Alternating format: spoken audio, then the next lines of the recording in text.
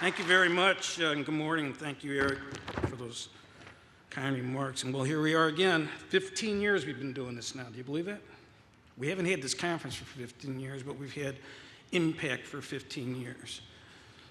And memories, revalidation of our purpose and why we're all here, and history is also important to us. And when I think of history, I think of my good friend, Mr. Jim Murgliata. Why don't you guys welcome member number 467573, Jim.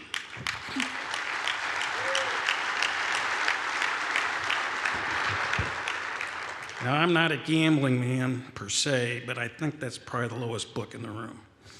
In fact, he said if it wasn't, he'd give me $100. So, and his grandson Nick, third generation. See, so the industry keeps going, keeps turning, keeps turning. One of the things that we also have to recognize when we're standing here and being with each other are those who among us help save and protect and serve our two great countries. And so I'd like for all the veterans in the room to please stand and be recognized.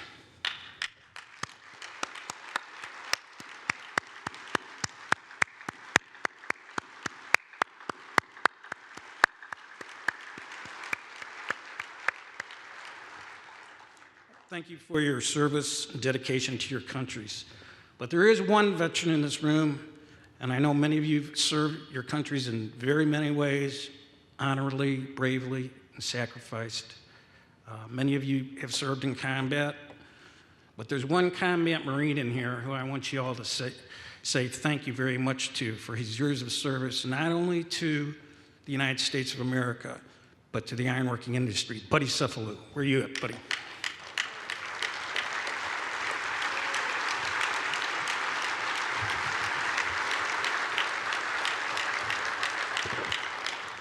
Buddy was a combat Marine, and I think, what'd you say, 47 days, 46, something like that? And Buddy will be retiring here shortly, so we thank you for your service in so many ways, Buddy.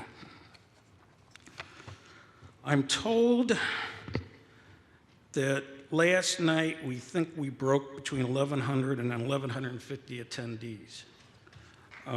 Yeah.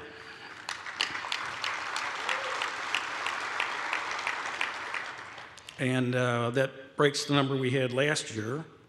And I think, in talking to some of the folks, that we might even go stronger than that with some of the walk-ins we're having today. But I can remember the first time we met in Las Vegas, and Joe Hunt was so happy because we had 200 attendees. He says, wow, we got 200 guys here. Yeah, 195 ironworkers and 5 contractors. But we're running right at 50-50. With our contractors, owners, and labor leaders. So that says a lot about where we're going and gives me a lot of confidence about where we're heading. There's no organization or association that can make its way and be successful without having a strong staff. We have strong leadership in Kevin Hilton, but I think right now this would be a good time for you to recognize your North American Impact staff.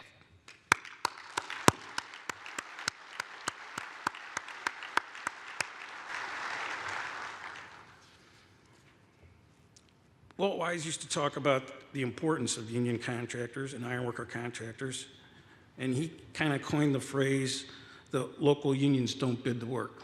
Well, that's true, but we collaborate together, labor and management, as we sell work. And we've got more collaboration, which was mentioned earlier in some of our marketing programs, which the ironworkers are truly taking a position of being part of our sales force. And every contractor in this room will tell you that 5 or 10 years ago, that's not what we were doing. So I think we've made a lot of progress in that area, and I think that's why we're penetrating market share.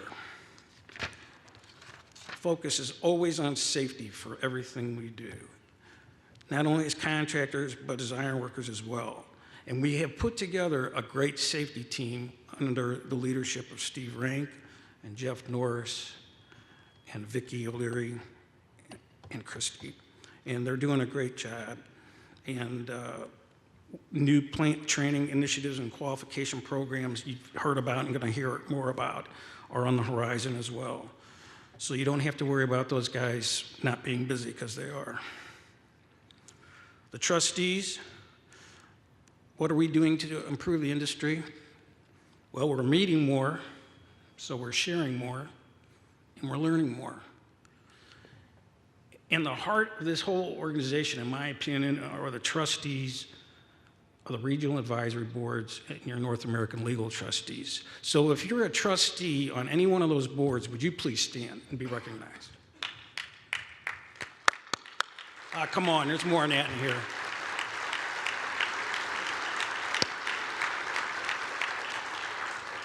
All right, be shy.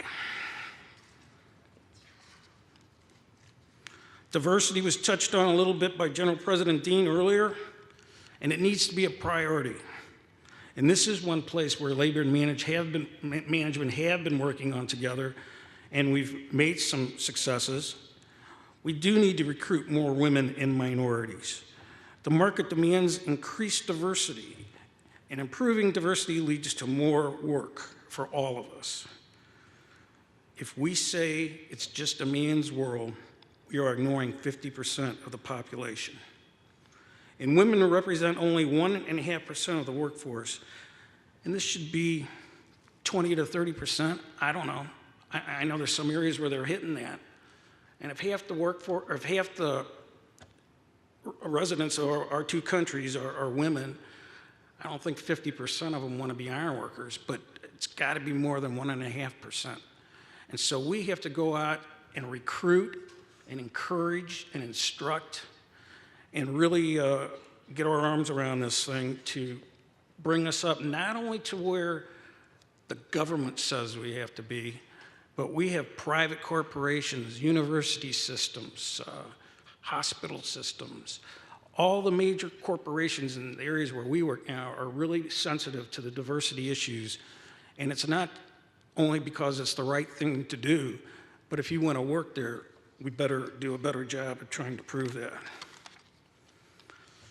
Eric touched earlier on the Iron Workers Paid Maternity Leave Program and how it can help recruit more women. Eric and I had the pleasure of serving on a panel up in Chicago with Vicki O'Leary and Lisa Ford from Helmets to Hard Hats, and the lady that he mentioned who had the miscarriage and really touched his heartstring when he brought this back to us to discuss. And after our presentation, we were swamped with women members, not only just of all the crafts, they have all the crafts there, and a few women contractors. And how'd you do this? How are you doing this? How do you put this together? Why are you doing this? Well, there's a lot of it's the right thing to do reasons for doing this. But one of the things as a businessman, you talk about what it costs every time we recruit and train a woman. She graduates, she gets her book, she gets pregnant, and we never see her again. It's not just the money we spent in joint apprenticeship training, it's contractors pay these people. You might have $100,000, $150,000 into an apprentice when they graduate, only to lose them because they lose their benefits if they're not working. And then you have to spend the same just to break even to hire another woman to take her place, and you're not ahead. So you might be out $300,000. Business-wise, this makes a lot of sense. And it's still an experiment, I'll grant you that. And we talk about it a lot, how sustainable it's going to be. But we're going to do everything in our power to make sure that this is a success, and we hope you all will support us in that because we think it's very important. Davis-Bacon. A lot of people think it's just a union deal. It's not. It's an industry deal. It's important to contractors. It's an industry resource. A lot of us in the Midwest, where I live now, are surrounded with or live in right-to-work states. But we feel that if we can maintain the integrity of the prevailing wage, as the folks in Michigan, Wisconsin, Indiana, and some of the other folks have been able to do, we'll make it. And that big lock around our neck won't be quite so heavy. Because we know we're better and faster than the bad guys. We know that. So we just have to have a little parity in there. And we want our people to have a fair wage. We want them to be attracted to our industry. There's a guy in Missouri who's a state senator, whose name I won't mention, and I'm an R, it's no secret. He's an R too. He thinks prevailing wage should be the minimum wage. Really? I'm gonna get some guy to hang off a 30-story building by his belt for $9 an hour? That's not right.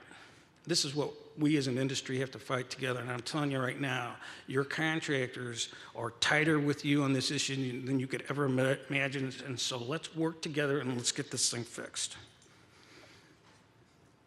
Last thing I wanted to talk to you about today is a shameless plug for the Contractors and General Officers Impact Breakout, which is in this room at 1:45, I think.